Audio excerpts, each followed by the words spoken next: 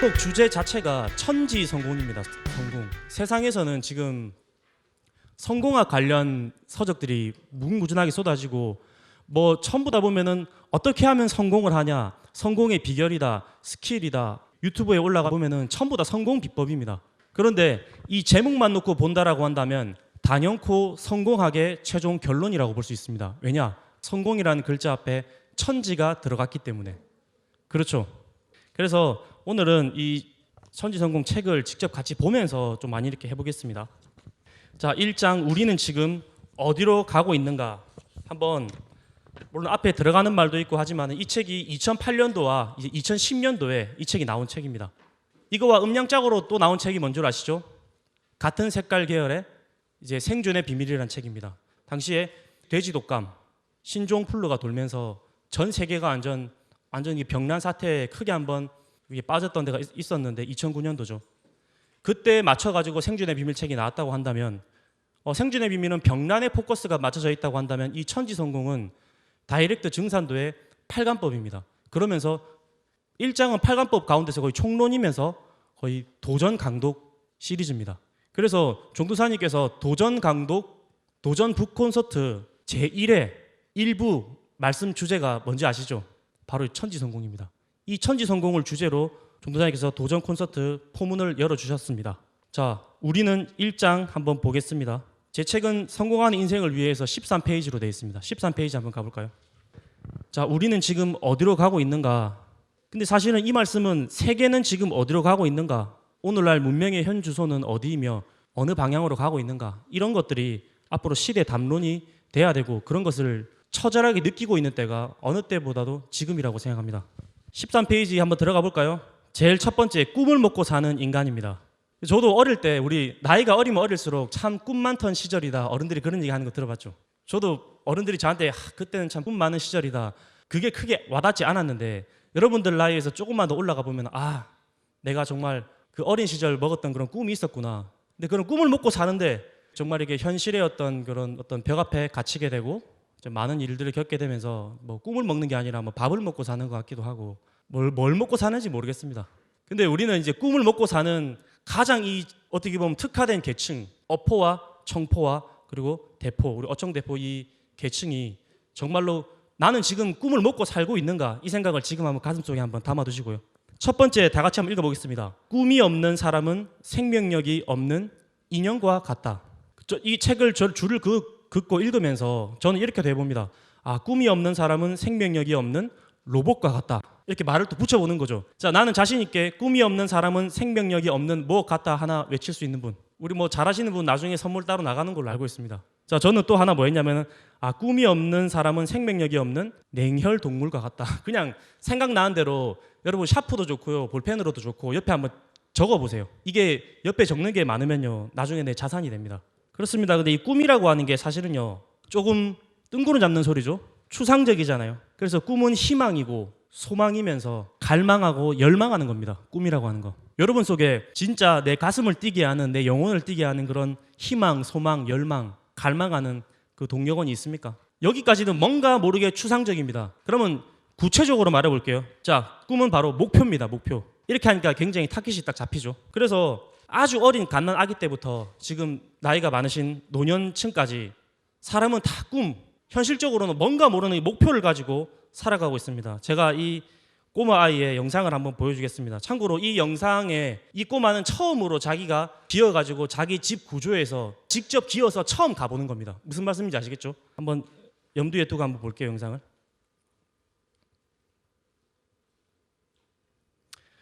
잘 기죠? 여러분도 이렇게 기어 다니겠습니다.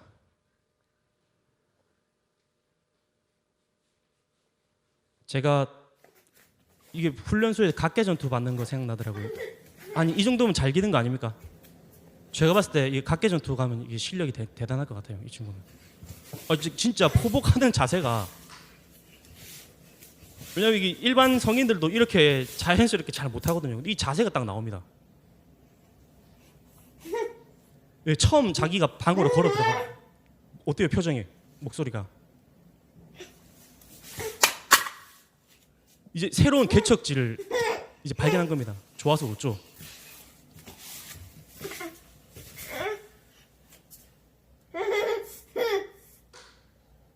처음 와봤다. 내가 내 힘으로 걸어서 내 힘으로 이렇게 기어서.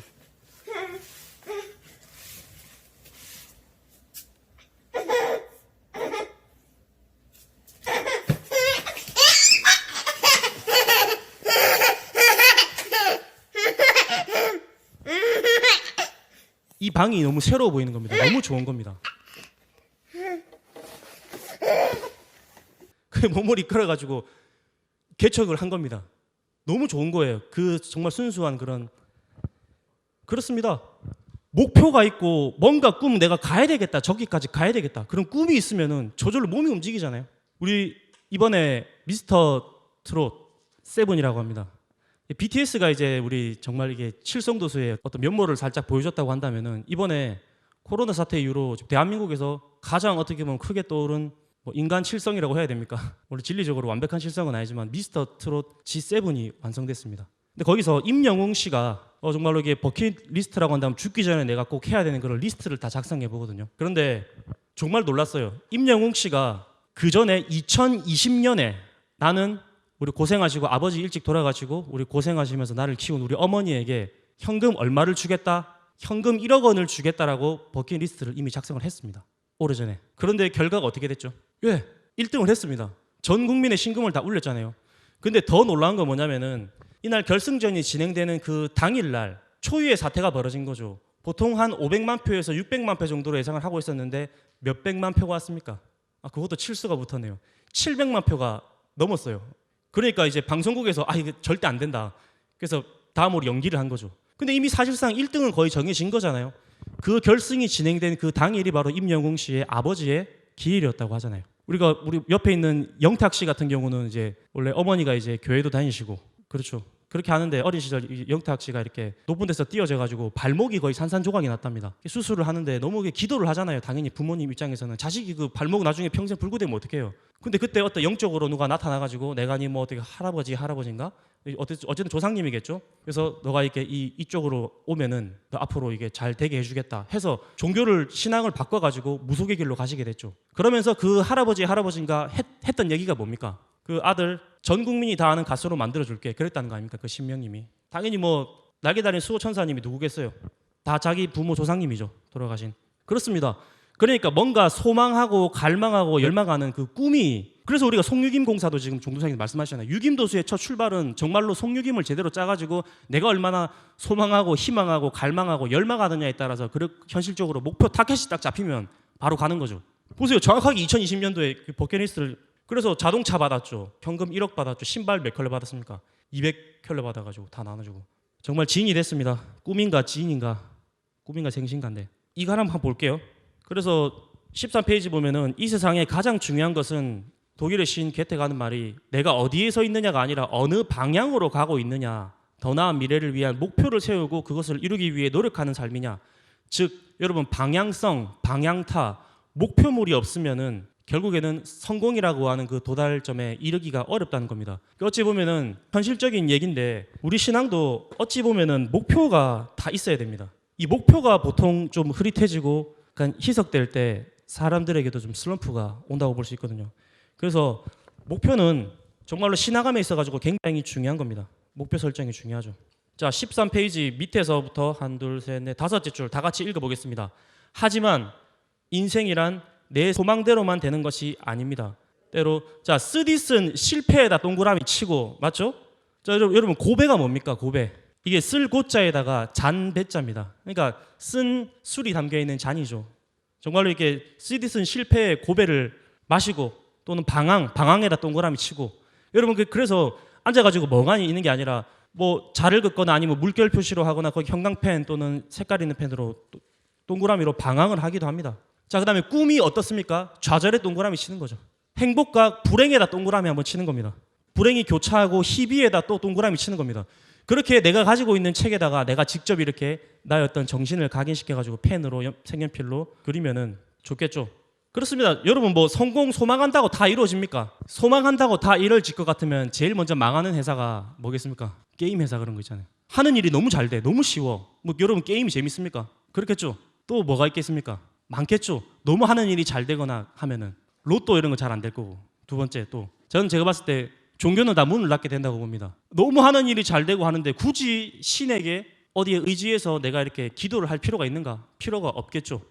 그렇습니다. 그래서 인생은 어찌 보면은 내 소망대로 다 안 되기 때문에 그런 쓰디쓴 실패도 마셔보고 방황도 하고 좌절도 하고 불행, 희비에 그런 엇갈리기도 하지만은 그래도 다음 페이지 14페이지 사람은 고난을 한번 당해보면은 사람은 무엇 때문에 사는가? 이게 나이를 지위고하를 막론하고 사람이라고 한다면은 반드시 한 번쯤은 드는 생각이 사람은 무엇 때문에 사는 것일까?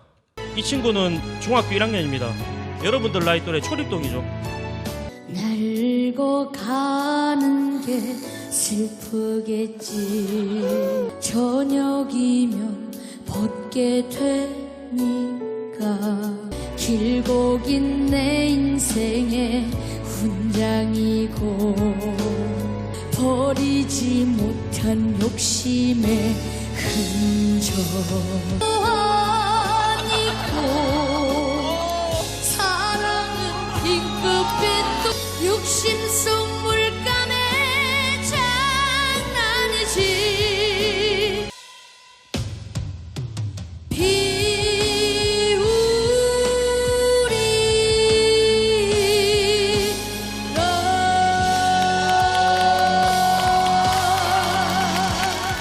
그래서 뭐 정동원 씨 같은 경우는 이제 여러분들 나이가 동갑이죠. 14살이라고 합니다. 아직 학교에 지금 못 들어가고 있는 걸로 알고 있는데 초등학교에서 중학교를 못 들어가고 있어요. 이런 적이 없었잖아요.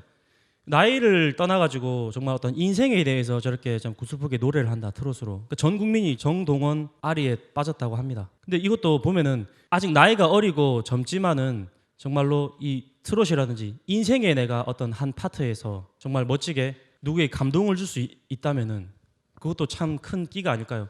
꼭 노래로서 그 사람에게 감동을 줘야 됩니까? 우리는 뭘 가지고 감동을 줄 수 있죠? 진리 가지고 감동을 줄 수 있는데 비록 나이가 14살이고 아직까지 중학교 문턱을 가보지도 못했지만 심금을 울리잖아요. 근데 우리는 충분히 심금을 울릴 수 있는 정말로 인생의 이 비밀, 성공, 끝판, 천지 성공이라고 하는 이 어마어마한 주제를 가지고 지금 이 자리에 사실은 앉아 있다는 거. 이게 굉장히 저는 놀랍다고 생각합니다. 자, 다음 페이지 넘어가 볼게요. 14페이지 가보게 되면은 그렇습니다. 행복과 성공인데 동양에서는 오복이라고 합니다. 주로 뭐라고 했을까요? 첫째는 바로 수입니다. 수명이죠. 두 번째는 부유입니다. 세 번째는 강령인데 평안강령. 그래서 우리가 안녕하십니까? 안녕하세요 하잖아요. 평안강령의 줄임말이 바로 안녕입니다. 굉장히 의미가 깊죠. 덕을 좋아한다.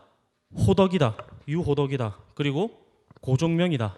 내 명대로 다 마치고 죽을 때 편안하게 죽는 거. 그래서 이 가운데서 수명과 부유, 평안강령, 유호도, 고종명, 동양에서 거의 말하는 오복인데 이 복에 대해서 말하는 거는 다양한 어떤 말이 있습니다. 뭐 부모 복을 잘 타고 나야 된다. 그 다음에 처복을 잘 타야 된다. 자식 복을 잘 타야 된다. 뭐 이빨이 좋아야 된다. 건강해야 된다. 복은 많잖아요. 근데 여기서 타이틀을 지금 5가지로 걸었는데 상제님께서는 뭐라고 말씀하셨습니까? 혹시 기억하십니까? 9편 1장 6절에 상제님께서 뭐라고 말씀하셨냐면 나는 수명보다 복록을 중히 여기나니 녹떨어지면 죽느니라. 후천에 가면 어떻게 되겠어요? 이거 순서 바뀔까요? 저는 바뀔 수 있다고 예상해 봅니다. 예. 녹이 먼저니까. 그리고 평안강령. 저는 여기서 마음에 들었던 게 2가지가 있는데 유호덕하고 고종명입니다. 덕을 좋아한다. 이게 뭐냐? 단순히 남에게 어떤 베풀고 덕을 쌓고 착하게 사는 게 당연히 좋죠, 사람은. 근데 상제님께서 직접 실천해 주신 게 뭡니까? 호생지덕을 가져야 된다. 근데 이 호생지덕, 유호덕의 최종 결정판이 자신 있게 말할 수 있는 분. 너희들은 손에 뭐를 쥐고 있다? 살릴 생자를 쥐고 있다. 나의 도는 상생의 대도인이라. 상생입니다. 유호덕이. 이게 결정판이라고 생각하고요.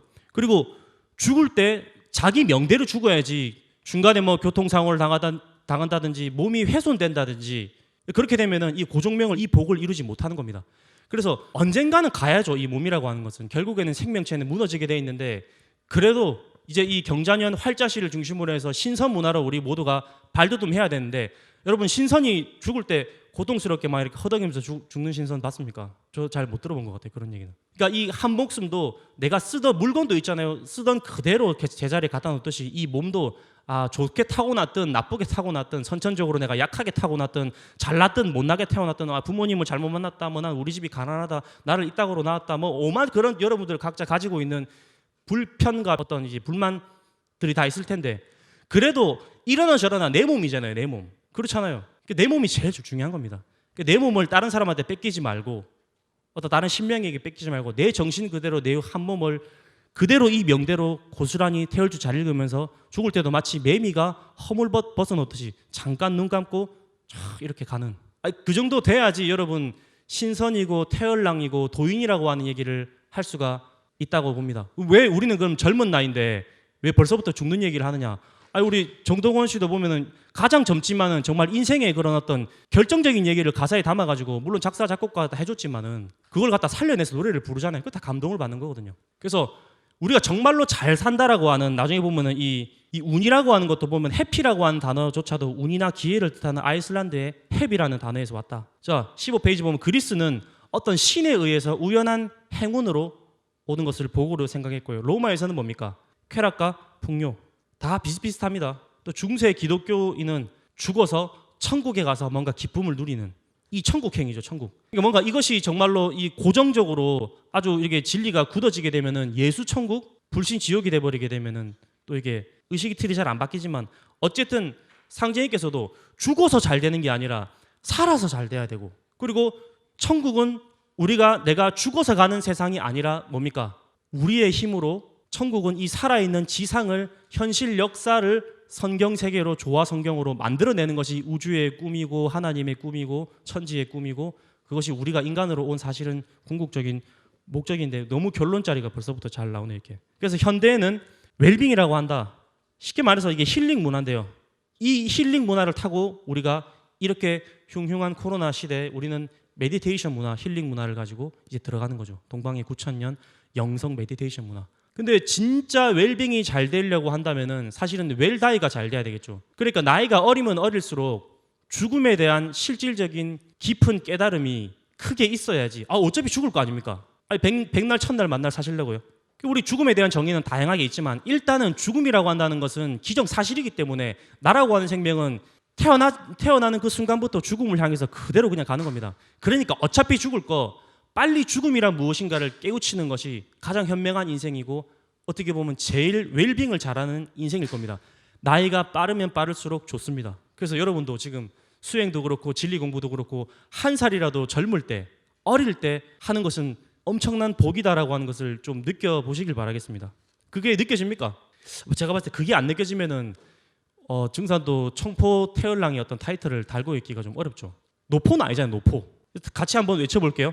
인간은 실패하기 위해서가 아니라 성공하기 위해서 태어난다. 저는 이게 너무도 당연한 말이지만요. 박수가 저절로 나오더라고요. 그래 누가 실패하려고 누가 태어나냐. 태상경도사님께서 늘 하시는 말씀 있잖아요. 사람 두겁, 인간 두겁을 쓰고 나온 사람 쳐놓고서 부귀와 영화를 꿈꾸지 않고 죽은 사람이 단 한 명도 없다라는 말씀 우리가 귀에 못이 박히도록 듣잖아요.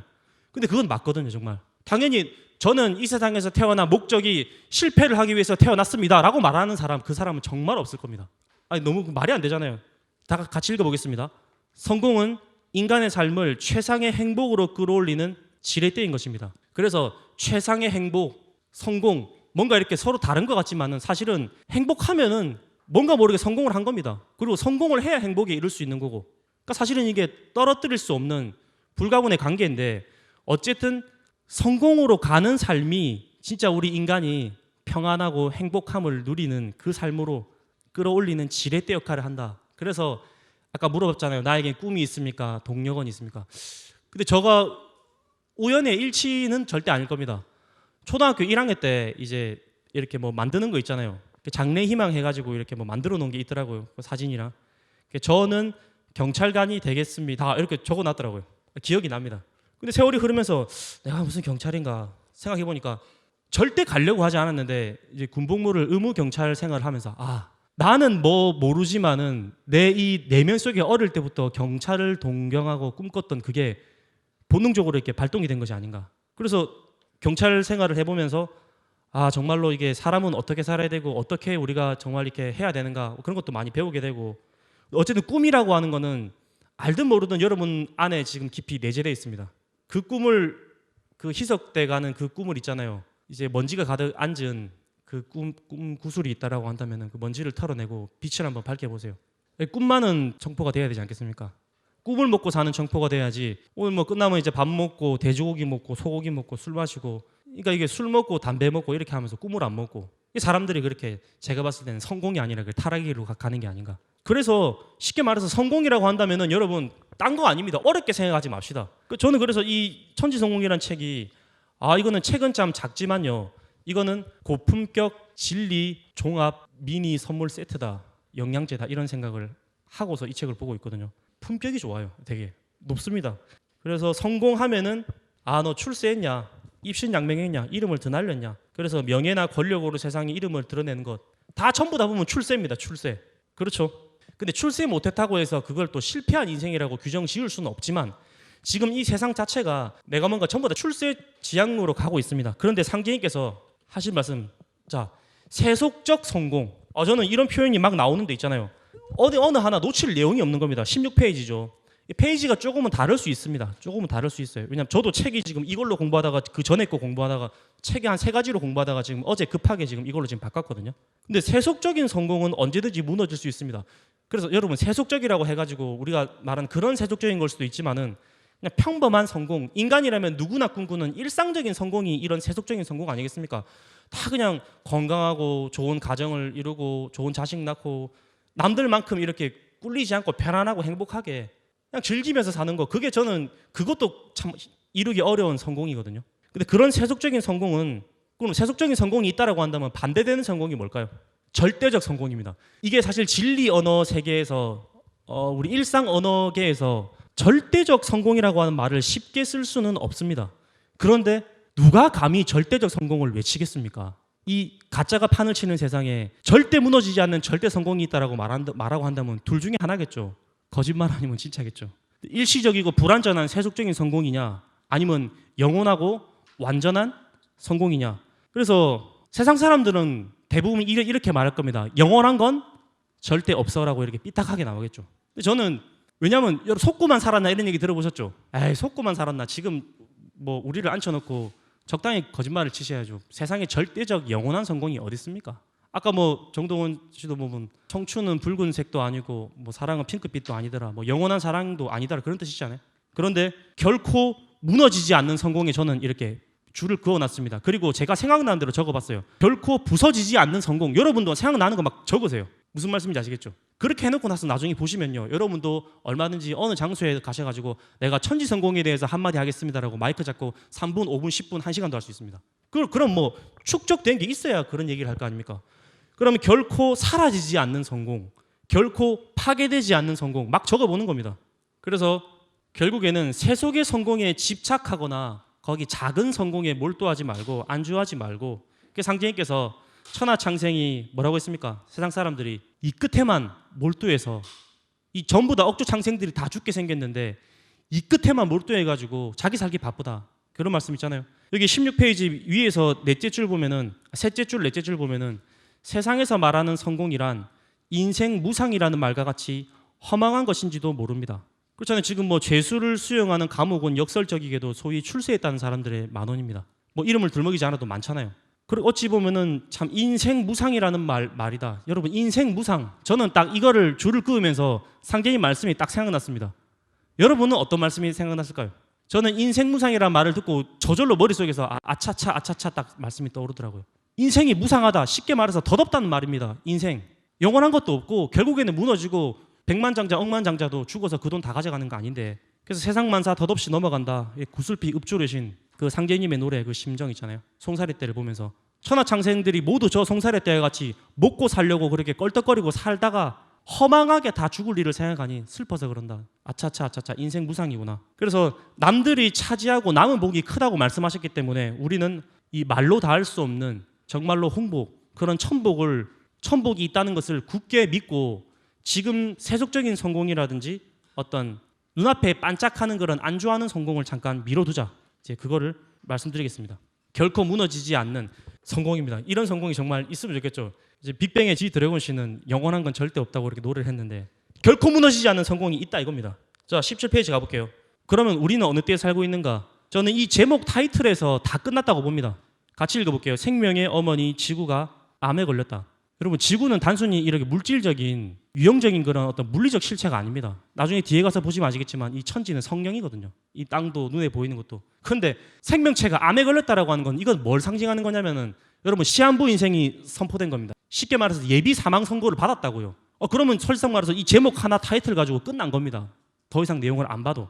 그래서 더욱 강력한 어떤 우리가 지금 자연 대재앙이 오는데 첫째 더욱 강력하고 빈번해지는 자연 대재앙 기후 비상 사태다. 그래서 이 그림 참 많이 보죠. 북극 해수면이 상승해가지고 비가 이게 북극곰이 이게 땅이 디딜 곳이 있어야 되잖아요. 사람도 그렇지만은 디딜 곳이 없어요. 그래서 실제 굶어 죽기도 하고 수영 헤엄치다가 올라설 그 빙판이 없어가지고 익사해서 죽는 곰들이 많답니다. 근데 지금이 2020년인데 지금 이 사진이 2008년도 사진이고 더 나아가서 우리가 알고 있는 인생 성공 이 우주 1년 뭐 2부에서 나중에 나오겠지만 우주 1년이 여러분 12만 9,600년인데 12만 5천 년 만에 처음으로 북극의 북동 항로와 북서 항로가 동시에 열려버린 겁니다. 이게 자본주의 개념으로 말하면 굉장히 좋은 일이죠. 배가 둘러가지 않고 어떻습니까? 다이렉트로 그냥 어떻게 터널 지나가듯이 쫙쫙 이렇게 지나가니까 뭐가 줄어들겠어요? 인건비, 시간, 그리고 또 뭡니까 이게? 돈, 물자, 에너지 이런 건 많이 절약을 하겠죠. 좋다고 박수 칠 일입니까?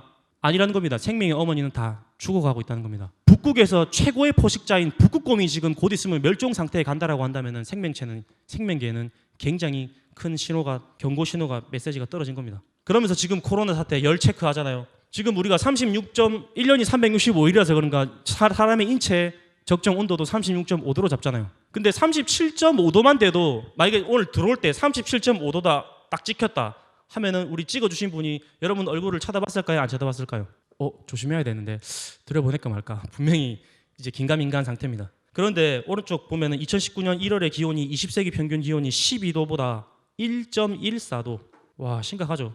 여러분 지구 평균 온도가 2도가 상승하게 되면 10억에서 20억 명의 물 부족하게 되고 생물종이 20에서 30% 멸종이 됩니다. 지금 환경부에서는 이미 저 공룡이라든지 그 이후로 제5의 멸종기를 넘어서서 지금 제6의 대멸종기로 접어들었다. 더 놀라운 충격은 뭐냐면 옛날에 뭐 아인슈타인이라든지 그런 물리학자들이 한 얘기입니다. 꿀벌이 사라지면은 뭐 몇 년 안에 지구가 종말이 온다? 망한다. 근데 그것도 일리가 있는 게 생명 이 순환 시스템에 꿀벌이 차지하는 역할이 굉장히 큰데요. 근데 중요한 거는 꿀벌이라고 정확하게 명시는 안 했지만 앞으로 10년 안에 4분의 1의 이상의 곤충들이 다 사라지고 100년 안에 어떤 보고가 나왔을까요? 100년 안에 100% 곤충이 다 몰살당한다고 이미 경고가 떨어졌습니다. 이 생명의 어머니, 여러분 이 지구가 누구 어머니입니까? 옆집 어머니입니까? 철수 영희 어머니입니까? 우리 어머니잖아요. 우리 어머니. 그러니까 우리가 이 전부 다 이 사고라는 게 천지가 하늘과 땅이 그런 물리적인 그런 실체가 아니라 나의 살아있는 생명의 아버지와 어머니로 모든 인류가 그걸 다 받아들이지 못하고 있기 때문에 오늘날 현대 문명이 가장 간과한 거. 케이트 윈슬렛이랑 우리 디카프리오가 열연했던 무슨 영화죠? 타이타닉. 그 현대 문명의 그 기고만장함을 그대로 보여주잖아요. 빙산의 일각이라는 걸 모르고 자기들이 지금 몰고 있는 이 배가 당대 최고의 어떤 초부호들이 타는 그런 배잖아요. 사실상 피해갈 수 있었다라고도 봅니다. 근데 그 조금 내는 빙산을 갖다가 그렇게 간과하고 부딪히니까 당연히 여러분 빙산의 일각인데 뿌리는 더 깊은데 아무리 뭐 타이타닉 할아버지가 와도 그 배는 어떻게 됩니까? 그러니까 현대 문명이 그렇게 기고만장하고 자연을 파괴하고 멸시했기 때문에 반드시 망한다라고 하는 그 메시지를 제임스 카메론 감독이 그 다음에 또 만든 영화가 바로 우리 아바타라는 영화잖아요. 그 아바타 영화 만들 때 한 얘기가 나는 이 영화에 모든 걸 다 때려 부었다. 그러니까 쉽게 말해서 타이타닉으로 번 돈을 모든 걸 다 투자해가지고 아바타를 만들었는데 이 아바타가 망하면은 나는 망한다. 근데 아바타 내용 주제도 뭐였어요? 나비족하고 우리 그 현대 이 기계 문명 있잖아요. 이 물질 문명하고 그 욕심 탐욕으로 싸우는 거. 그 내용입니다.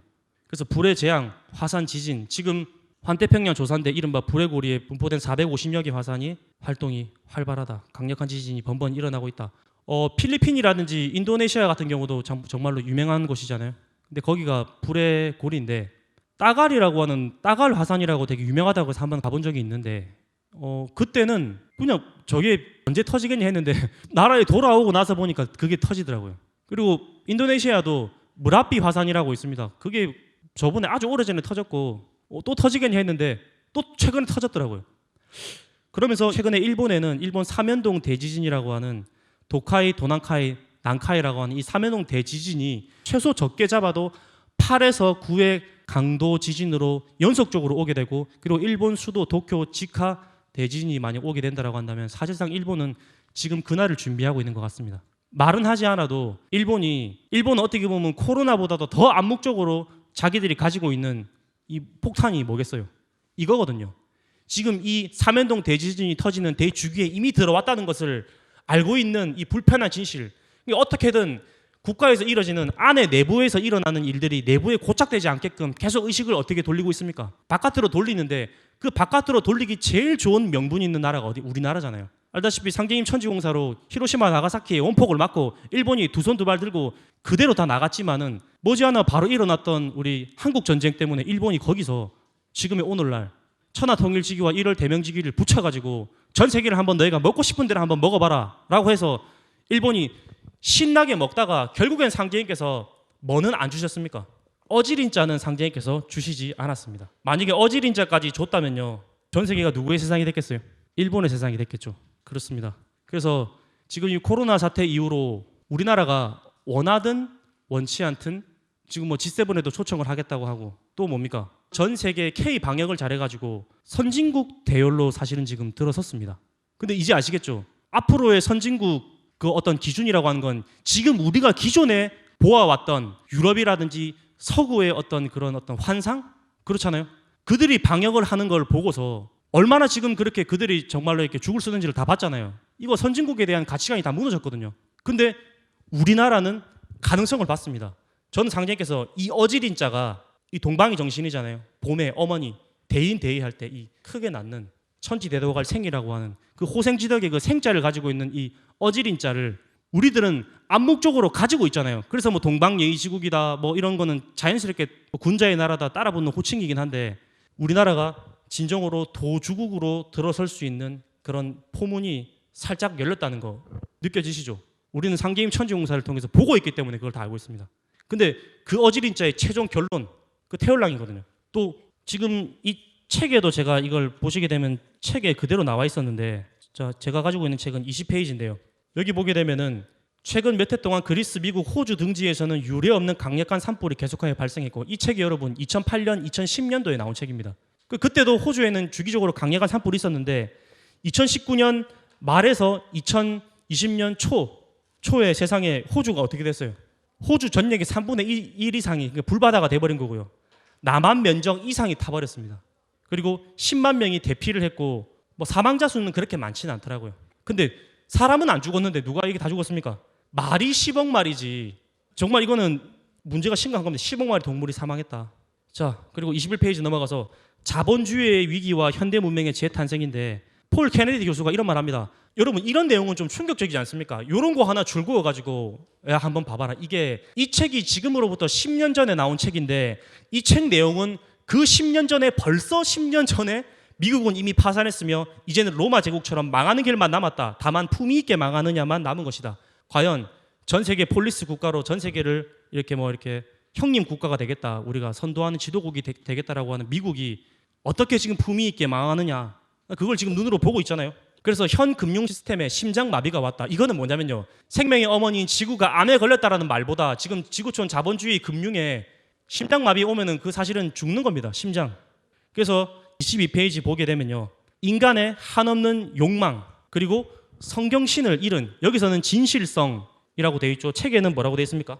좀 이렇게 변형을 제가 좀 줬거든요. 책에서는 성실성과 진실성이 성을 잃어버린 부의 추구 방식이라고 되어 있죠. 그러니까 쉽게 말해서 성경신을 잃은 부의 추구 방식입니다. 그리고 한탕주의. 자, 문제 나가겠습니다. 여러분들이 알고 있는 한탕주의 아무거나 한번 자신 있게 한번 얘기해 볼까요? 시작. 로또요. 맞췄습니다. 나중에 뭐 사탕이나 한번 드리겠습니다. 로또 여기 있습니다. 또 하나만 더 해봅시다. 도박 나왔습니다. 우리 두 친구는 우리 나중에 좀 제 대신 이렇게 우리 청포 순대부에서 줄 겁니다. 자, 고리대금 다단계 이게 이런 유혹이 있어요 분명히. 그리고 단기 고수익 쉽게 말해서 우리 꿀 빤다 그러죠. 무노동 금융상품 얼마 많습니까? 투기, 주식, 도박 그리고 아까 바로 인생 역전, 복권 이런 것들이 정말로 성경신이 없는 그냥 어떻게든 그대로 이 한탕주의 이런 것들 때문에 오늘날 자본주의는 어떻게 됩니까? 붕괴될 수밖에 없다. 자, 태상 전도사님 말씀 읽어보겠습니다. 시작. 불로의 자득이란 게 있을 수 있나? 노력하지 않고 스스로 얻어지는가 말이다. 그런 진리가 세상 천지 어디 있는가? 그러니까 이 천지 성공이 정말 이 우리가 이 성공을 진실로 그다음에 간절하게 정성스럽게 성경신으로 이루어야 되겠다. 성경신으로 천지 성공을 해야 되지. 성경신이 아니라 이게 한탕주의로 천지 성공을 꿈꾸면 된다 안 된다 안 되겠다라고 하는 것을 여러분들 미리 말씀드리겠습니다. 그래서 100년 탐물이 일조진이다. 100년 동안 전 인류가 이렇게 부를 축적하고 재물을 탐했는데 1조 하루 아침에 먼지다 이거죠. 경제공황으로 가면서 세상이 녹 떨어지면 죽느니라 녹이 떨어지면서 이번에 갈 개벽 상황이 총체적으로 세벌 개벽 상황과 맞물려서 같이 가거든요. 현실 사회는 돈 사회이기 때문에 우리가 정말 이게 도를 추구해야 되는데 그런 도를 추구하는 사람이 많이 없고 도를 추구할 게 아니라 도의 형님이 돈이라고 하잖아요. 물론 상제님께서 돈은 순환질이라는 말씀하셨기 때문에 돌고 도니까 돈입니다. 돈. 근데 아무리 그렇지만 도보다 더 높은 게 돈이 돼가지고 되겠습니까? 그렇잖아요. 아니 조물주보다 건물주가 높다라고 이런 말을 그냥 우스갯소리로 하는데 이거 전부 다 꿈이 뭐 건물주입니까? 건물주 있으면 세상 편하거든요. 따박따박 돈이 들어오니까 이제 그런 어떤 재물을 탐했던 100년 동안 탐했던 그런 실체는 하루아침에 먼지가 된다. 이게 왜냐? 진실성 없는 성실성 없는 성경신이 없는 잘못된 부의 방식으로 전부 다 이게 추구를 해가지고 이 거품이 이만큼 커졌다 이겁니다. 그게 커지는 그게 개벽이라고 보시면 되죠. 그래서 전염병과 전쟁의 위험이 24페이지 나오는데 사실은 이 책이 이게 생존의 비밀책이랑 같이 이렇게 세팅이 되는 겁니다. 의학 전문가들은 신종플루가 이대로 사라진다 해도 이후 더욱 강력한 바이러스 변종이 반드시 출현하여 종국에는 인류의 멸망을 그린 영화 나는 전설이다 아이엠 레전드에서와 같은 상황이 벌어질지도 모른다고 합니다. 이미 이 아이엠 레전드 1, 2, 3, 4를 각 지역별로 다 찍었다고 봅니다. 특히 유럽이나 서구 쪽에서는. 그런데 너무 신기하지 않습니까? 이때 10여 년 전인데 신종플루가 이대로 사라진다 해도 더욱 강력한 바이러스 변종이 반드시 출현한다고 했죠. 여러분 반드시 출현한 게 뭡니까? 생존의 비밀 16페이지 권준욱 방역과장이 앞으로 훨씬 더 강력한 파괴력을 가진 전염병이 닥쳐올 때 어떻게 대응할지 고민이다. 지금 우리에게 과거에 이때 많은 학자들이 했던 말이 사스는 뭐다? 리허설이다. 이 얘기가 다시 리바이벌이 돼버렸어요. 그래서 지금 2019년 현 의학계에서 사용하고 있는 코비드19 코로나 바이러스의 원 실체 이름이 뭐냐면 사스 코로나 바이러스 2입니다. 그러니까 2003년, 2002년, 2003년에 홍콩 중국에서 발발했던 그 사스는 다만 리허설일 뿐이다라고 하는 그 말이 그 사스 시리즈에 메르스가 왔고 메르스 시리즈에 연이어서 사스 코로나 바이러스 바로 2라고 붙일 수 있는 지금 오늘날 코로나 바이러스가 왔습니다. 24페이지 보면 전염병이 세계 대전이나 경제 위기와 맞물려 동시에 발생한다면 이는 정말 가공할 결과를 초래할 것이다. 지금 우리는 이 사태를 그대로 보고 있습니다. 세계 대전이 일어난 건 아니지만 오래전부터 미국과 중국의 한판 승부는 계속해서 알게 모르게 진행이 되고 있었죠. 자, 여러분 이거 보입니까? 이거 읽어집니까? 저도 한 번에 안 읽어지더라고요. 단위가 너무 한 번도 세본 적이 없어가지고. 자, 말할 수 있는 분. 이게 삼경 2천조인가 그렇다고 합니다. 이게 뭐냐? 중국이 책임져야 한다. 중국한테 전부 다 이게 배상을 해보니까 결과가 3경 뭐 2천억 이상이 나왔다고 합니다. 이걸 진짜로 청구를 하게 된다라고 한다면 중국이 이걸 만약에 다 배상 책임을 해야 된다고 한다면 중국은 사실 망하는 거죠. 근데 미중 전쟁은 계속해서 불이 붙어 있었고 그래서 미 국무부 정책기획국장 바로 카이론 스키너라고 한 사람이 이 사람이 원래 구소련을 갖다가 완전히 이렇게 공산권을 해체시켰던 그 전문 박사 연구자입니다. 근데 미국 국방부 장관이 재작년인가 8월 달에 이 사람을 등극을 했어요. 그것은 뭐냐? 이 사람이 한 얘기입니다. 중국과의 패권 경쟁은 그동안 미국이 경험하지 못한 전혀 다른 문명이자 이념과의 대결이다. 그때부터 미중 전쟁은 단순히 어떤 자본주의, 어떤 패권 전쟁이 아니라 이건 뭐냐면 동서양 문명의 충돌이다. 이렇게 정의를 내리고 있습니다. 더 무서운 건 뭐냐면은 중국을 견제하고 공산당 해체 전략에 이미 차곡차곡 미국은 진행 들어간 겁니다. 이게 국제정세라고 하는 게 그래서 이런 말씀을 볼 때 왜 WHO에서는 코로나 바이러스 19라고 하자 계속 하는데 트럼프 대통령은 뭐랍니까? 중국 차이나 바이러스다. 우한 폐렴이다. 왜 그걸 갖다가 중국에서 터진 바이러스인데 그래서 중국에서 터졌기 때문에 중국이라고 할 뿐이다. 상제의 말씀 난의 시작은 38선에 있으나 큰 전쟁은 중국에서 일어나리니 중국은 세계에 오고 가는 발길에 채워 녹으리라. 어떤 방식으로 녹을지는 모르지만 지금 현재 그런 상이 보여주고 있고 그런 지금 확고부동할 것만 같은 그런 공산권의 어떤 위치가 많이 흔들리고 있습니다. 그래서 이제 심판 도전에 들어갈 중국은 난판이다라고 하신 이 말씀이 현실로 이미 지금 벌어지고 있습니다. 그래서 카톨릭의 사제이자 역사학자인 바로 토마스 벨이라고 한 사람이 정말로 멋있는 얘기를 했습니다. 같이 읽어볼게요. 우리는 두 이야기 사이에 있다. 옛 이야기 올드 스토리는 이 세계가 어떻게 이루어졌으며 우리가 그 속에서 어떻게 살아왔는지를 설명해 준다. 그러나 이제 더 이상은 효력이 있다 없다? 없다. 그럼에도 우리는 아직 멋진 뉴 스토리를 찾지 못했다. 왜 전 세계 인류가 방황을 하느냐? 바로 정말 이 효력, 유통기한 다 떨어진 거, 물건도 그렇잖아요. 배터리 다 나가잖아요. 못 씁니다.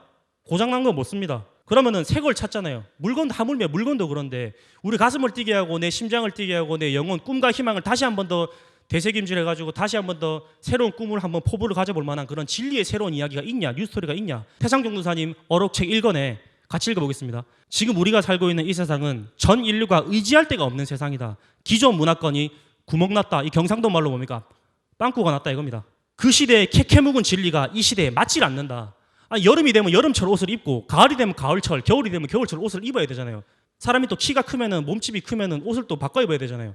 이 맞질 않는 겁니다. 그래서 기존에 이게 효력이 다 떨어졌다는 겁니다. 그러니까 상제님께서 6편 73장이죠. 파난 사람 파난 공부할 수 없어 허리끈 졸라매고 뒷문 열고 내다보니 봉황 기적이다. 이 말씀도 있죠. 파난 사람들이 기존의 파난에서 공부 잘하면 되는데 더 이상 여기서는 효력이 없기 때문에 파난 공부를 할 수가 없는 때까지 왔다는 겁니다. 이 인생의 문제, 바로 이 삶의 문제, 우리들 인간이 안고 영원히 깊은 생각에 잠기게 되는 진리의 근본 문제, 이것을 찾아서 우리가 동서고금의 위대한 성자, 사상가, 지혜로운 자, 또 아주 영성이 뛰어난 시인들, 빛나는 영혼들 말씀에 귀를 기울이되 여전히 인류는 이 진리 갈급중에서 제대로 벗어나지 못하고 있어요. 우리 모두가 무릎을 치면서 바로 이것이다. 이것이 우리 인간이 듣고자 했던 궁극의 진리, 깨달음의 궁극의 대도, 그 해답을 듣고 싶다. 그 해답을 듣고 싶다. 인류가 이제 갈급증이 거의 그 극도로 가서 마실 물을 못 마시면은 사람이 탈진하거든요. 밥은 여러분 있잖아요. 단식 투쟁할 때도 밥은 있잖아요. 며칠 동안 굶을 수 있어요. 근데 물은 딱 끊잖아요. 그러면 오래 못 갑니다. 이 갈급증이라고 하는 거, 전 세계 인류가 정말로 이 바라고 있는 이제는 효력이 없는 과거 올드 스토리가 아니라 진짜 뉴 스토리, 새로운 이야기, 그게 뭐냐 이겁니다. 그런데 이 책에 들어가는 말에 보면은 그 깨달음의 이야기를 전해주는 주인공은 바로 인류 역사상 가장 위대한 인물이지만 가장 알려지지 않은 인물, 강증산 상제님입니다. 우리가 이 세상에 정말로 당당하게 증산도를 이 세상의 한 종교가 아니라 상제님께서 선언하신 무국대도 하나님의 진정한 도법, 하나님의 가르침은 종교가 아니잖아요. 대도잖아요. 이 무국대도를 있는 그대로 당당하게 선포를 해야 되는데 많은 장애물들이 뭐냐면 우리가 고대사와 근대를 보는 이 역사의 두 눈이 철저하게 두 눈이 뽑혔기 때문에, 왜곡됐기 때문에, 굴절됐기 때문에 우리가 지금 벌써부터 150년 전에 상제님이 오신 지가 벌써 150년이 됐는데 아직도 세상 사람들은 상제님이 누군지도 모르고 서로 강증산이라고 하는 상제님 이름을 존호 호칭을 들어봤다 할지라도, 이 존칭을 들어봤다 할지라도 상제님의 위격을 제대로 아는 사람은 없습니다. 그냥 범상치 않은 인물 2인 정도로만 알고 있죠.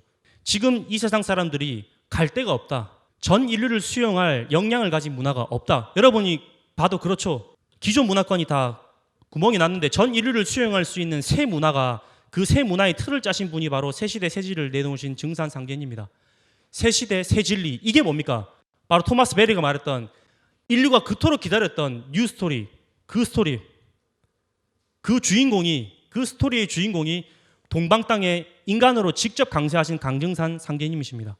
그래서 지난날 그 어떤 성자와 철인도 전혀 언급하지 못한 새로운 이야기의 주인공이 이미 우리 곁에 오셨습니다. 아니, 이 책이 여러분 이런 부분 솔직히 잘 안 읽고 넘어가죠. 아니, 이미 우리 곁에 오셨습니다라고 돼 있으면요, 벌써부터 그 책을 제대로 보는 사람이라고 한다면 딱 덮고, 야, 끝났다, 이제 드디어 찾았다, 가슴이 뛰어야 되겠죠. 근데 가슴이 안 뛰면은 이 책을 제대로 보는 사람이 아닌데. 28페이지 이거 같이 읽어볼게요. 시작. 그런데 우리 곁에 오신 그분은 알 수 없는 내일을 이미 벌어진 어제의 역사로 만드셨습니다. 이게 우리가 살고 있는 1, 2차, 3차원의 그런 기본적인 고정관념으로는 절대 이해할 수 없는 문구입니다. 아니, 누구도 미래를 예측할 수 없고 다가올 미래를 어떻게 알 수가 없잖아요. 그런데 상제님께서는 그 알 수 없는 미래, 내일을 이미 벌어진 어제의 역사로 만드실 것이 아니라 만드셨습니다. 이게 완전 전무후무한 일이고 어디서도 들어볼 수 없었던 얘기인데요. 그러니까 상제님 하나님의 시점은 우리 인간들처럼, 우리 아직까지 도를 통하지 못한 우리 중생들처럼 과거, 현재, 미래를 따로 이게 구분해가지고 과거네, 현재네, 미래를 이게 삼자를 구분해서 보는 게 아니라 상제님께서는 과거, 현재, 미래가 정확하게 현재 시점 중심으로 일체로 놓여 있다 이겁니다. 그러니까 6편 71장의 상시름이 뭐라고 하셨습니까? 넘어갈 거다라고 하신 게 아니잖아요. 상시림이 넘어간다고 하셨는데 상시림이 넘어갔습니까? 안 넘어갔잖아요. 물론 남북한 초반 전쟁을 상시림 초반전으로 본다라면 그걸 볼 수 있지만 상제님께서 상시림이 넘어간다고 말씀하신 건 앞으로 오지 않은 우리가 곧 맞이하게 될 그 상시림이 넘어간다라고 하는 말은 뭐냐면요. 상시림이 안 넘어갔잖아요. 넘어가지 않은 그 상시림을 상제님께서는 지금 넘어가고 있는 현재 시점으로 보고 계시는 겁니다.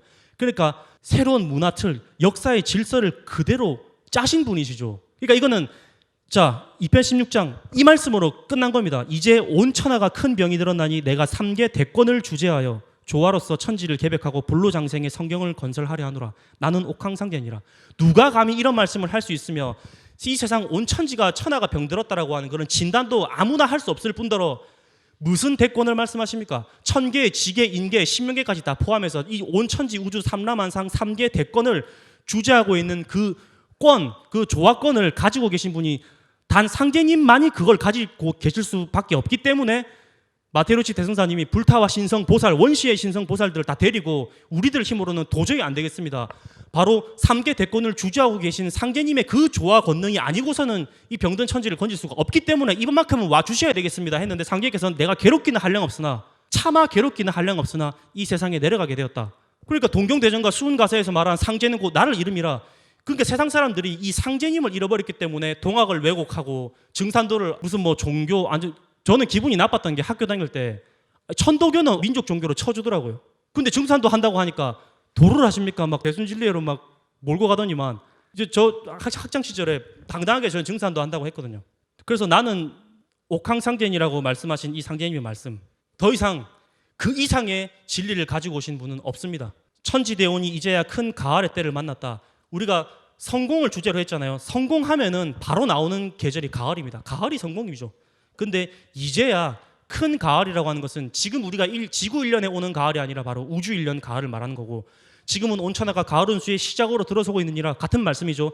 크게 외치겠습니다. 이때는 천지 성공 시대니라. 왜냐? 천지가, 우주가 가을의 때에 왔기 때문에 가을은 열매 맺고 결실하고 성공하는 때거든요. 그러니까 천지 가을 성공이죠. 그래서 상제님께서는 하늘 천자의 하늘 이치를 알았고 땅 지자의 땅 이치를 알았으면 되었지 더 배울 것이 어디 있습니까? 노시다 시간이 되면 가시지요. 그 황준재라고 하는 가난한 집안에 어렵게 훈장님을 모셔왔는데 계속 이게 공부도 안 하고 하니까 도령 공부해야지요. 해서 상제님께서 딱 하신 말씀이잖아요. 여기서 와, 정말 우리 상제님은 천지를 쥐락펴락하시는, 천지를 주재하시는 하나님이 맞구나. 신영복 씨의 강의라는 책에 보면 26페이지 이런 내용이 있습니다. 우리가 중학교에 입학하고 처음 받은 영어 교과서는 I am a boy, you are a girl로 시작되거나 심지어는 I am a dog, I bark로 시작되는 교과서도 있었지요. 저희 할아버님께서는 누님들의 영어 교과서를 가지고 오라고 해서 그 뜻을 물어보시고는 길게 탄식하셨다고 합니다. 천지와 우주의 원리를 천명하는 교과서와는 그 정신세계에 있어서 엄청난 차이를 보이고 있었기 때문입니다. 같이 읽어볼게요. 천지 현황과 나는 개입니다, 나는 짓습니다의 차이는 큽니다. 아무리 언어를 배우기 위한 어학 교재라 하더라도 그렇습니다. 그러니까 우리가 진정으로 성공, 진정한 무너지지 않는 퍼펙트한 리얼리티한 성공, 오리지널, 완벽한 성공, 그렇잖아요. 트루 성공, 진실한 성공을 얘기하는데 천지가 뭔지를 모르는데 어떻게 천지 성공을 얘기합니까? 그래서 이제 종도사님 말씀 듣고 마무리하겠습니다. 그렇다면 우리는 이 하늘 땅이 무엇인지를 모르는 한에서는 이 성공의 실체가 뭔지를 결코 알 수가 없어요. 하늘 땅이 뭐냐, 천지가 뭐냐. 그런데 이 하늘 땅이 무엇인지에 대해서 가르쳐준 사람이 없어. 우리를 낳아서 길러주신 아버지, 어머니, 할머니, 할아버지, 가정 교육에서부터 천지가 뭐다, 이런 걸 실제로 그 천지의 진리의 내용을 실제 들어본 적이 없어. 학교에 가서 초등학교 때부터 중학교, 고등학교, 대학교, 대학원, 기껏해야 주역, 건곤괴, 천지를 읽긴 읽는데 실제 주역을 1000번, 10,000번 읽어도 천지가 무엇이다, 이런 그 천지에 대한 진리 정의를 모르고 나와요. 서양에 유학을 가서 물리학을 해서 또 동양 서양 철학 대가라 할지라도 종교판의 위대한 스승님이라 할지라도 하늘과 땅에 대해서 그 진리 핵심 진리 근본 주제를 제대로 가르쳐준 그런 스승이 과연 인류 역사에 있었냐. 동양 문화는 그래도 한자로 천자문의 첫 두 글자가 하늘천 땅지야. 그런데 그 다음부터 잘못된 거야 이게. 그 다음에 어떻게 된 거야? 거무리한 누르왕으로 가버렸어. 그냥 거머지는 거야. 세상에 진리 한 수씩을 못 듣고 그건 누런 거야. 천지 현황 우주 홍황을 배우거든. 천지 현황 우주 홍황이다 그러거든. 천지 우주를 외치면서 천지가 뭔지를 몰라. 그것은 인생 공부에 그 첫 두 글자가 제대로 된 정의가 안 됐다 이거예요. 본래는 그게 어떻게 해야 되는 거야? 하늘은 나와 만물, 나와 너, 우리들 모든 인간, 인류의 근원이 되는 아버지요, 땅은 어머니다. 이 천지 부모를 안 가르친 거예요. 그래서 현대 동서고금의 이 교육의 아주 근본 병폐가 뭐냐면은 이 천지 부모를 잃어버렸다. 모든 인간, 인류의 생명의 근원이 되는 이 천지 부모를 잃어버렸다. 그래서 제멋대로 사는 거야. 취미생활, 나 하고 싶은 걸 하겠다. 또 그렇게 가르쳐. 너 하고 싶은 걸 해라. 그게 인생의 보람, 성공인 것처럼 그렇게 가르치는 거예요. 천지 부모, 천지 부모. 하늘은 우리의 아버지요, 땅은 어머니다. 종도사님 말씀 결론은 우리가 세상 사람들이 천지도 모르고 날뛴다. 뭐 철부지하다는 얘기 하는데 뭐 천지도 모르고 날뛴다. 근데 정말 우리가 반성을 해볼 때 진짜 진리의 원형이며 그 진짜 근본 핵심 고갱인 천지를 우리가 제대로 정의할 수 있냐. 그래서 후천이 되면 천자문 바뀌겠죠 이제. 하늘천 따지 아비부 어미무. 저는 옛날에 생각했어요. 땅지면 땅지지 왜 따지냐 그런 생각을 했죠. 근데 자연스럽게 이게 알게 되는 거죠. 우리가 천원 지방 종도사님께서 말씀하시면서 천생지성이라는 말씀 들어보셨죠? 하늘의 꿈과 이상은 땅에서 이루어진다. 이 어머니 땅은 아버지의 뜻과 꿈, 생명 이상을 그대로 받아들여서 쫓을 순자, 쫓는 것뿐이다. 그 마음밖에 없다. 그래서 직방대라고 우리 주역에서 공계를 설명할 때 그래서 따지는 뭐냐면은 따른다 이겁니다. 따른다. 무슨 말씀이신지 아시겠죠? 하늘의 그런 꿈과 이상 그 뜻을 그대로 따르는 존재가 바로 땅이기 때문에 땅질하지 않고 따지라고 했구나. 그리고 아까 연기 우리 포감님도 이게 잠깐 나오더라고요. 갑자기 옛날 생각이 나는데 우리 연기 포감님 집에서 증산도 한다 해가지고 밤에 쫓겨나가지고 새벽에 저희 집에 찾아가가지고 저도 연기 포감을 맞이하러 바깥에 나갔다가 우리 집 대문이 잠기는 바람에 세상에 처음으로 제가 우리 집 대문을 넘고 그랬던 참 추억이 있습니다. 이 정말 이게 우리 청포 때 여러분들 지금 이 나이 때 정말 순수하게 이게 신앙하는 이게 얼마나 행복한 건지 이제 정말 깊이 아셨으면 좋겠고요. 공부할 때 공짜입니다. 자, 이게 장인 공짜인데요. 천지 성공할 때 공짜는 힘력자가 붙지만 우리가 인생 성공, 학생의 성공은 1차적으로 어디로부터 평가받습니까? 공부, 성적이잖아요. 근데 대학 공부 좋다 하나 저만 알고 많은 것이다. 상계님 태모님 말씀 있잖아요. 왜냐? 비열한 공리에 빠지게 만드는 이 선천의 대학이 철저하게 이번에 문을 다 닫았잖아요. 전국에 이름이 있는 대학교, 서울대학교, 충남대학교, 웬만한 내노란 대학교가 전부 다 무슨 대학교? 서울사이버대학교가 됐습니다. 세상이 이렇게 될 줄 알았습니까? 그러니까 진정 어떻게 보면은 우리 학생으로서 학생은 죽을 때 뭐 우리가 학생 부군지이라고 쓰잖아요. 그래서 너희 도생이라고 해라. 그러니까 선천의 학교의 그런 일반적인 학생 배움이라고 하는 것은 죽음밖에 없다. 성공이 있다 없다? 없다라고 하는 겁니다. 학교에서 여러분 천지를 가르쳐 줍니까? 천지도 안 가르쳐 놓고 벌써 국어, 수학, 영어, 미분, 적분 이거 다 방정식 가르치고 그래가 결국에는 인류가 이렇게 됐잖아요. 어지러워졌잖아요. 바로 공부를 해야 되는데 이 공자의 제일 위에 있는 이 획은 뭐를 상징하겠습니까? 바로 하늘입니다. 그럼 제일 밑에 있는 받침은 뭘까요? 외쳐주세요. 땅입니다. 중요한 건 우리가 해야 되는 진정한 공부는 뭐냐면 이 하늘과 땅 전혀 만나지 못하는 전혀 이렇게 넘나들 수 없는 그런 경계지만 하늘과 땅을 어떻게 합니까? 바로 소통시키고 합일시키고 커넥션 연결시키고 그게 뭡니까? 천지와 하나가 되는 연결 소통 합일이 되어 있는 천지합덕 천지태일 태일 인간이 바로 태일이 인간이 되는 공부가 진정한 공부고 이 공부를 하는 여러분들이 진정한 도생이고 우리 학생이 아니라 이겁니다. 박수 안 치십니까? 그래서 이제 마무리 짓겠습니다. 제1교포 3세로 우리가 알고 있는 손정희 소프트뱅크 회장. 이 사람이 이 천지성공 책에도 나와요. 높이 나는 새가 멀리 본다라고 하는 이 구절을 따고 딱 제가 생각나가지고 바로 찾은 거거든요. 이 사람의 평생 좌우명이 뭐냐면은 지고입니다. 뜻을 어떻게 하라 이겁니까? 일단은 뜻을 높게 가지라 이겁니다. 지금 내가 뭐 중학생인데 내가 고등학생인데 내가 뭐라고 그렇게 꿈을 현지하게 여러분 눈높이로 여러분 1, 2, 3차원으로 그렇게 차원을 낮춰서 잡지 말고요. 일단은 높게 잡으라 이겁니다.